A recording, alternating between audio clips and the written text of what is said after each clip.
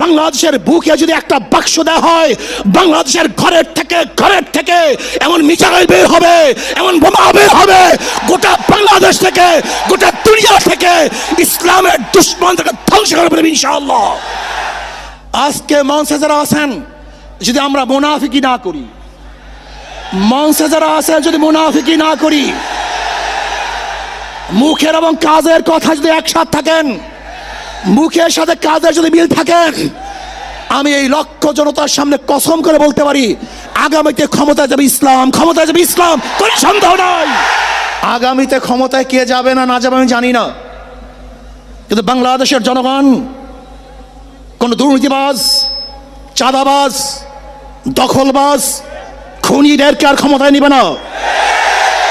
বাংলাদেশের জনগণ রক্ত দিয়েছে, জীবন দিয়েছে বাংলাদেশে চাঁদাবাজি করার জন্য নয়, খুন করার জন্য নয়, দেশকে দখল করার জন্য নয়, দুর্নীতি করার জন্য মানুষ রক্ত দেয়, জীবন দেয়।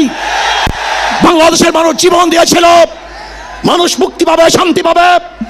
আমার গরিব দুঃখী মেহনত মানুষ ক্ষুধার্ত থাকবে না, বাংলাদেশের একজন মানুষও খোলা আকাশের নিচে থাকবে না, বাংলাদেশের একজন গরিব বস্ত্রহীন থাকবে না, আমার বাংলাদেশের কোনো মানুষ গুম হবে না, খুন হবে না, বাংলাদেশের কোনো ব্যবসায়ীকে চাঁদা দিতে হবে না, বাংলাদেশের প্রত্যেক নাগরিক অধিকার বাস্তবায়ন হবে, তারা শান্তিতে বসবাস করতে পারবে, নির্বিঘ্নে ঘুমাতে পারবে, আমার মা বোনরা ইজ্জত দিয়ে রাস্তায় চলাফেরা করতে পারবে, বাংলাদেশের মসজিদ থাকবে, মাদ্রাসা থাকবে, দাড়ি থাকবে, টুপি থাকবে, দাড়ি পরে কেউ আক্রমণ করতে পারবে না, টুপিকে ছিনিয়ে কেউ নিতে পারবে না, ইসলামের বাইরে কেউ আইন পাস করতে পারবে না।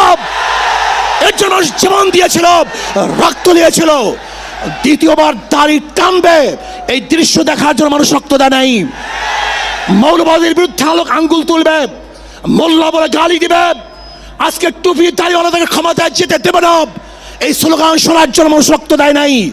এই দৃশ্য দেখার জন্য বুকের তাজা রক্ত